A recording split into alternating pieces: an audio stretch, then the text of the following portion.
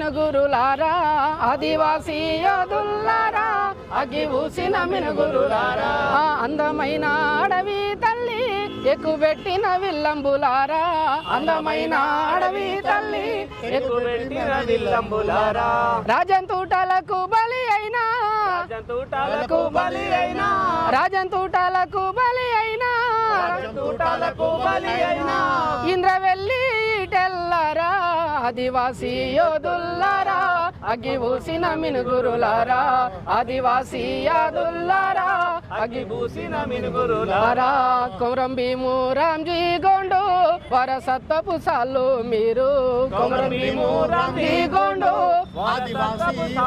మీరు కొమరం భీము రామ్జీ గోండు వారసత్వపు సాలు మీరు మా ఊళ్ళో మరజమాని మా ఊళ్ళో మరజమాని మా ఊళ్ళో మరజమాని మా ఊళ్ళో మరజమాని జెండలెత్తిన చందా వంకలు ఆదివాసీ యోధులారా అగ్గి ఊసిన మినుగురులారా ఆదివాసీ యోధులారా అగ్గి ఊసిన మినుగురులారా అందమైన అడవి తల్లి ఎక్కుబెట్టిన విల్లంబులారా అందమైన అడవి తల్లి ఎక్కుబెట్టిన విల్లంబులారా అమరుల శవాలను వెంటనే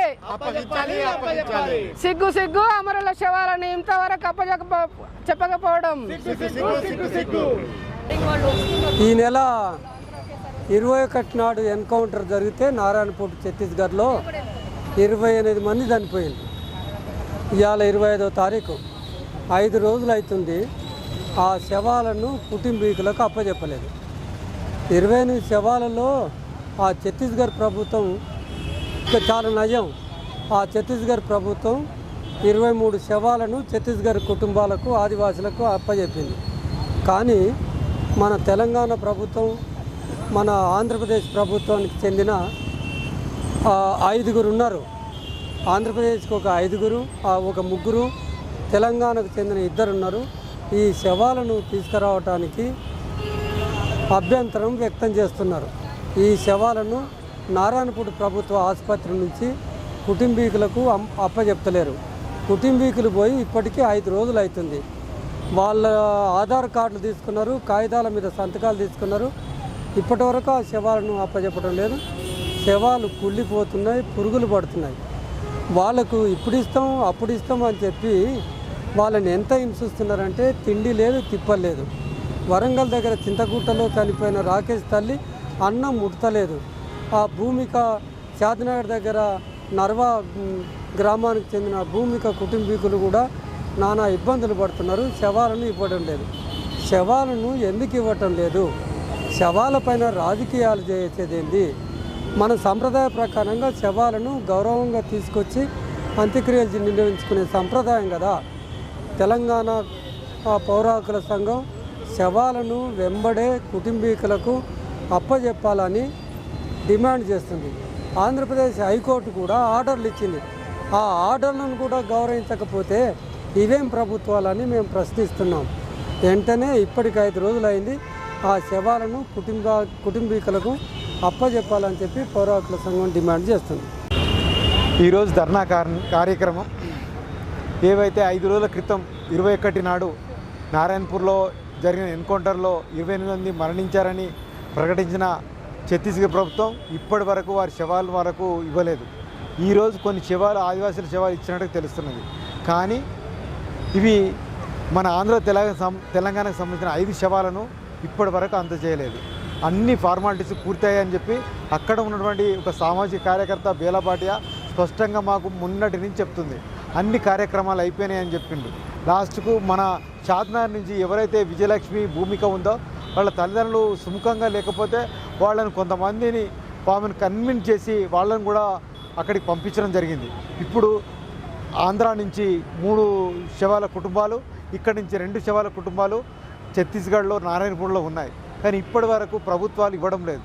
కానీ మనుషులను ఎన్కౌంటర్ పేరుతో చంపచేవో కానీ మనకు నేషనల్ హ్యూమన్ రైట్స్ గైడ్లైన్స్ ప్రకారం శవాలకు కూడా హక్కులు ఉంటాయి. వాటిని భద్రపరచాలి, కుటుంబ సంబంధికులకు అప్పగించాలి. ఒకవేళ గుర్తుపట్టలేకపోతే ఆ ఫోటోలు తీసి ప్రముఖమైన వార్తాపత్రికల్లో మీడియాలో ప్రచారం చేయాలి. ఇది ప్రభుత్వాల బాధ్యత. కానీ ఇక్కడ శవాలు గుర్తుపట్టబడ్డాయి, కుటుంబాలు బయటికి వచ్చాయి, కుటుంబాలు శవాల దగ్గరికి కూడా వచ్చాయి. శవాలకు కుటుంబాల మధ్య ఒక అడుగు దూరం కూడా లేదు. కానీ శవాలను ఇవ్వకుండా ఛత్తీస్గఢ్ ప్రభుత్వం డబ్బులు ఇచ్చిన సర్కారు మరీ అసలు అంత అమానవీయంగా వ్యతిరేకిస్తుందంటే నిజంగా ప్రపంచంలో మనం అతిపెద్ద ప్రజాస్వామ్యాన్ని దేశం అనుకున్నాం, కానీ అత్యంత క్రూరమైన అమానుషమైన దేశంగా మోడీ చాలా ప్రవర్తన బట్టి మనం అర్థం చేసుకోవచ్చు. ఎందుకంటే శవాలు, చనిపోయిన మనుషుల శవాలను చూసి బంధువులకు కూడా ఇవ్వకపోతే ఏమనుకోవాలి? అంతేందుకు అలిపిరి జరిగిన తర్వాత నిజంగానే అలిపిరి కట్టిన తర్వాత సానుభూతి వస్తుందని ఎన్నికలు వెళ్ళిన చంద్రబాబు నాయుడు ఓడిపోయాడు. కానీ నిజంగానే అలిపిరిలో జరిగిపోతే అలిపిరిలోనే శవాలను తగలబెట్టేవాళ్ళ? ఇది ఎక్కడ న్యాయం?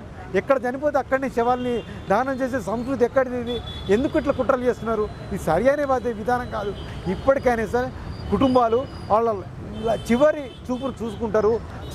చూసుకోకుండా చేయడం కోసమే మొత్తం పురుగులు పట్టి దుర్వాసన వచ్చి శవాన్ని కనీసం గంట సేపు కూడా ఇంటికి కూడా వండుకోవద్దనే ఒక కుట్రతోటే ఈ ప్రభుత్వాలు పనిచేస్తున్నాయి.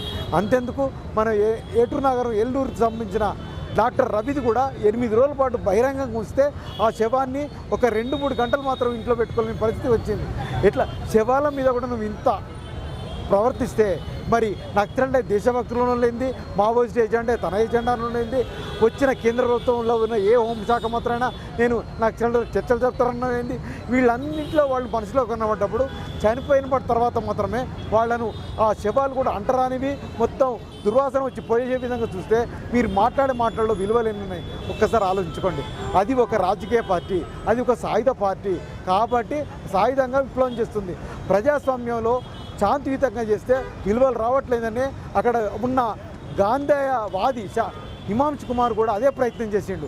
లాస్ట్కు ఆయన ఆశ్రమం కూలగొట్టబడింది 2009లో. ఆయన అక్కడ లేకుండా పోయిండు. అంటే ప్రజాస్వామ్యంలో శాంతియుత ఉద్యమాలకు పోరాటాలకు స్థానం లేదని ఒక గాంధేయవాదే ఉదాహరణ. అటువంటి స్థితిలో వాళ్ళు ఒక సాయుధ పోరాటం ఎన్నుకున్నారు. అది నేరం అని ఎవరు అనడం లేదే. ఆ నేరానికి తగ్గట్టుగా ఇప్పటికీ 16 నుంచి 20 వేల మంది ఎన్కౌంటర్లో వాళ్ళు ప్రాణాలు త్యాగాలు చేశారు. అయినప్పటికీ కూడా ప్రజలకు విముక్తి, ఒక స్వేచ్ఛ, స్వాతంత్రం సాధించాలనే ప్రయత్నంలో భాగంగా ఆ ఉద్యమం 50 ఏళ్ళుగా కొనసాగుతుంది. 2 తెలుగు రాష్ట్రాలే కాదు 18 రాష్ట్రాల్లో ఉన్నదని నీ నివేదికలే చెప్తున్నాయి. 172 జిల్లాల్లో వాళ్ళ ప్రభావం ఉందని చెప్తున్నారు. ఇన్నిటిని కాదని ఇప్పుడు వాళ్ళను ఏకంగా నిర్మూలిస్తానంటే ఎక్కడ సాధ్యమవుతుంది? ఇంకోటి ఏంటంటే నిర్మూలించవద్దా అనే నీ హక్కు ఎక్కడిది నీకు? వాళ్ళు చేస్తున్న నేరం ఏంటిది? వాళ్ళతో చర్చలు జరిపి ఎందుకు 2004లో చర్చలు భూమి దగ్గర ఆగినాయి తప్ప భూమి దగ్గరికి వచ్చిన చర్చ వరకు వాళ్ళంతా కూడా మొత్తం వాళ్ళ ప్రజా అంశాల గురించే మాట్లాడింది కదా. వాళ్ళు ఏమంటున్నారు? మాకు ఒక అడుగు జాగ వద్దు, మాకు ఆస్తి వద్దు, ఏమొద్దు, ప్రజల హక్కులే మా హక్కులు, ప్రజల స్వేచ్ఛే మా స్వేచ్ఛ, ప్రజల జీవనోపాధి, వైద్యం, విద్య వాళ్ళ హక్కులే మాకు కావాలి, అంతకుమించి మాకేమొద్దు అంటారు. మరి అంతకుమించి మీకేం కావాలి? మీరు కార్పొరేట్ల జేబులు నింపడం కోసం ఇదే ఆదివాసులను, ఇదే ఉద్యమకారులను వేటాడుతున్నారు. సాల్వాజులంతో వేటాడినరు, గిరిజనులు పేరుతో వేరాడినరు, సమాధాన పేరుతో వేటాడుతున్నారు. ఇప్పుడు కగారు పేరుతో ఒక అంతిమంగానే లక్ష్యం సాధించుకోవాలని పూర్తిగా నిర్మూలిస్తామనే స్థితికి వెళ్తున్నారు. కానీ మీరు నిర్మూలించడం అనేది మీ చేతుల్లో అయ్యే పని కాదు. దేశంలో ఆకలి ఉన్నంతసేపు పోరాటాలు ఉంటాయి, అసమానత ఉన్నంతసేపు పోరాటాలు ఉంటాయి, ఈ దోపిడీ ఉన్నంత వరకు పోరాటాలు ఉంటాయి. ఈ 3 లేనప్పుడు మాత్రమే ఆ మావోయిజం కానీ నక్సలైట్లు కానీ లేకుండా పోతారు. ఆ 3 ఉన్న దేశం కానీ ప్రాంతం కానీ ఖచ్చితంగా పోరాటాలకు, తిరుగుబాటులకు ఖచ్చితంగా ఎప్పటికీ నిలయాలు ఉంటాయి. అది మావోయిస్టు పేరుతో రాకపోవచ్చు, ఇంకో రకరకాల పేరుతో రావచ్చు, పోరాటాలు మాత్రం ఎప్పటికీ ఉంటాయి. ఇది సత్యం. ఇప్పటికైనా ప్రభుత్వాలు, అమిత్ షా, మోడీ ప్రభుత్వాలు గుర్తించి నక్సలైట్లతో చర్చలు జరిపి ఒక శాంతియుత పత్రాన్ని నెలకొల్పి ఈ ఒక స్వేచ్ఛా వాతావరణం కల్పించాలని చెప్పి పౌరకుల సంఘంగా డిమాండ్ చేస్తాం. ఈ నెల 21వ తేదీన రాష్ట్రంలో ఎన్కౌంటర్ జరిగిందని, అందులో 27 మంది మావోయిస్టులు చనిపోయినారని అక్కడ రాష్ట్ర పోలీసులు ప్రకటించారు. ఆ 27 మావోయిస్టుగా పేర్కొన్న 27 మందికి సంబంధించిన ఒక లిస్టు విడుదల చేశారు. పాటు కొన్ని ఫోటోలు కూడా విడుదల చేశారు. ఆ లిస్టులో ఉన్న పేర్లు చూసి కొందరు తమ బిడ్డలు ఉన్నారేమో అని చెప్పేసి భయపడ్డారు.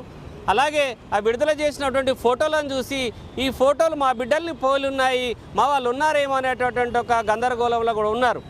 ఇలాంటి స్థితిలో చాలా స్పష్టంగా పోలీసులు ప్రకటించినటువంటి లిస్టులో మన తెలుగు 2 రాష్ట్రాల నుంచి 5 మంది పేర్లు ఉన్నాయి. ఈ 5 మంది పేర్లు ఇచ్చినటువంటి వాటిల్లో కొన్ని స్పష్టంగా ఉన్నాయి, కొన్ని ఇంకా వాళ్ళకి అవునా కాదంటే అనుమానాలు కూడా ఉన్నాయి. ఈ మొత్తం 27 మందిలో తమ బిడ్డలు ఉన్నారేమన్న అనుమానంతో అక్కడి దాకా వెళ్ళి ఆ శవాలను చూసి అందులో తమ బిడ్డలు ఉన్నారో లేదో తెలుసుకుందామని అనేక మంది తల్లిదండ్రులు తల్లిదండ్రులుతో ఉన్నారు. చాలా కాలంగా కనబడకుండా పోయిన బిడ్డలు వాళ్ళు ఎక్కడో విప్లవోద్యమం ఉన్నారని చెప్పేసి అలా ఇలా తెలుసుకున్నటువంటి కుటుంబాలు తమ బిడ్డలు ఉన్నారేమో అన్నట్టు ఒక ఆందోళన ఉన్నారు. ఈ ఆందోళనను తొలగించాల్సి వాళ్ళకి సరైన సమాచారం ఇవ్వాల్సినటువంటి బాధ్యత ఆ రాష్ట్ర ప్రభుత్వానికి ఉంటుంది, ఆ రాష్ట్ర అధికార యంత్రాంగానికి కూడా ఉంటుంది, ఆ జిల్లా ఎస్పీ కూడా ఉంటుంది. ఇక్కడ వాళ్ళ బిడ్డల కోసం వెళ్ళినటువంటి వాళ్ళు 5 రోజులుగా కుటుంబ సభ్యులందరూ వెళ్ళారు, తమ బిడ్డలను చూపించలేదు. కనీసం పోస్ట్ మార్టం జరగలేని కొద్ది రోజులు పోస్ట్ మార్టం తర్వాత ఇస్తామని ఇవ్వమని స్పష్టమైన ప్రకటన చేయకుండా 5 రోజులుగా ఆ కుటుంబాలని అప్పచెప్పడం లేదు. తమ బిడ్డలు ఉన్నారో లేదో తెలియని వాళ్ళు కొంతమంది, తెలిసి తమ బిడ్డల్ని ఇస్తే తీసుకెళ్ళినటువంటి వాళ్ళు కొంతమంది ఉన్నారు. కానీ ఇవ్వకుండా ఒక రాష్ట్ర ప్రభుత్వం కానీ రాష్ట్ర పోలీస్ యంత్రాంగం కానీ ఇలా మొండిగా వేయడం అనేటటువంటి రాజ్యాంగ విరుద్ధమవుతుంది. భారత రాజ్యాంగం ప్రకారము పాలన చేస్తున్నటువంటి వాళ్ళు కానీ భారత రాజ్యాంగం ప్రకారం ఇక్కడ చట్టాల ప్రకారం ఉద్యోగాలు చేస్తున్నటువంటి వాళ్ళు కానీ ఆ చట్టాలని ఖచ్చితంగా పాటించాల్సి ఉంటుంది.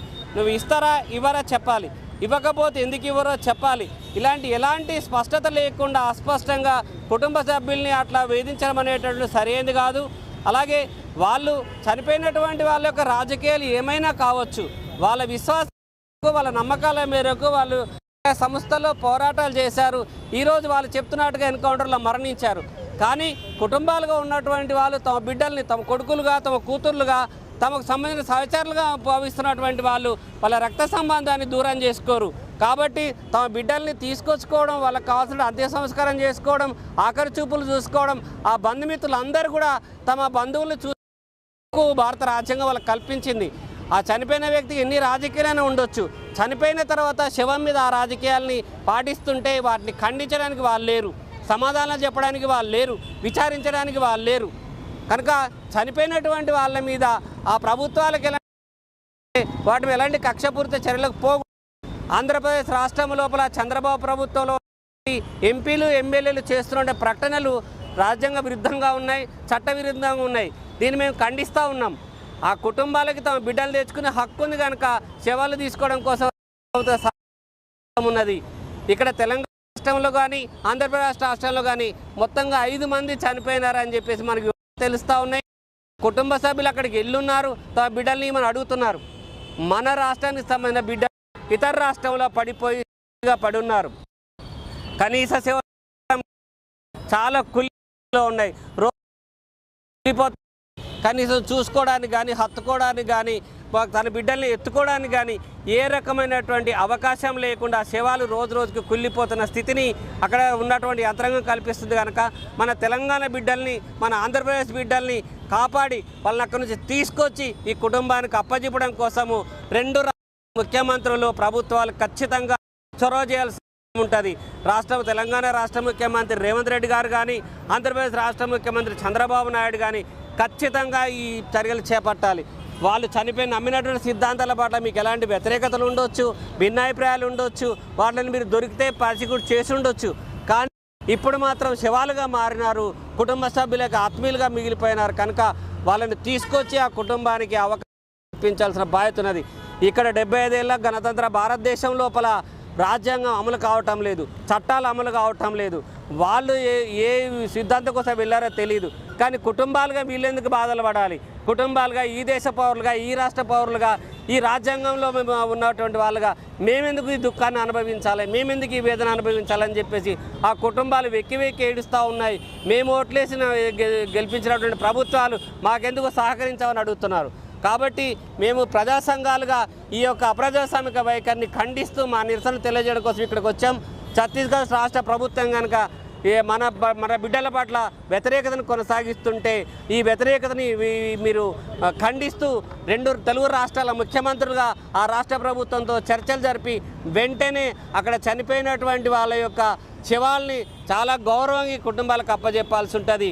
వాళ్ళ కోసం ఎదురు చూస్తున్నటువంటి దుఃఖిస్తున్నటువంటి కుటుంబాలకు స్వాతంత్రం చేసిన వాళ్ళు అవుతారు. కనుక మన రాష్ట్ర పౌరులను మన దేశ పౌరులని గౌరవించిన వాళ్ళు అవుతారు. కనుక వెంటనే ఇక్కడ ఉన్నటువంటి పోలీస్ యంత్రాంగం కానీ రాష్ట్ర ప్రభుత్వాలు కానీ ఛత్తీస్గఢ్ ప్రభుత్వంతో చేయాలి. ఛత్తీస్గఢ్ ప్రభుత్వం కూడా ఎలాంటి మొండి వైఖరి పోకుండా పట్టింపులకు పోకుండా వెంటనే ఆ కుటుంబ సభ్యులకు అప్పజెప్పాలని మేము ప్రజా సంఘాల దళిత బహుజన ఆదివాసీ ప్రజా సంఘాలుగా డిమాండ్ చేస్తున్నాం. మా డిమాండ్ని ఖచ్చితంగా ఈ ప్రభుత్వాలు నెరవేరుస్తాయని కోరుతున్నాం. మాది చాలా సింపుల్ డిమాండ్ అమ్మ. రక్త సంబంధీకులుగా మాది చాలా చిన్న డిమాండ్. ఒరిగిన బిడ్డల ఆఖరి స్పర్శను మేము కోరుకున్నాం. గుప్పుమన్న శవాల వాసన గుండె కద్దుకుంటాం. ఇంతే, మాది చాలా చిన్న